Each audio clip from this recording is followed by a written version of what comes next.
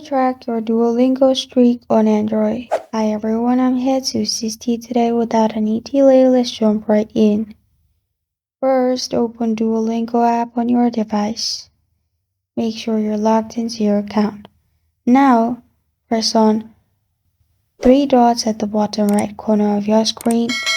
After you've clicked on three dots here, click on Profile, which is the first option. After you click on Profile, here scroll down and you'll find Streak. Simply click on Streak in here. After you click on Streak in here, you will be able to see your streak. But if you want calendar of your streak, what you can do is click on the home page at the bottom left. Here you'll find a fire icon at the top. Simply click on the fire icon at the top. Then you'll find the calendar for your streak.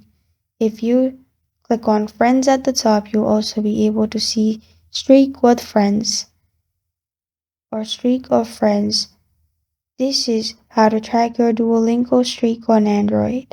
Thank you for joining me today. If this video helps you out, please leave a like and subscribe for more.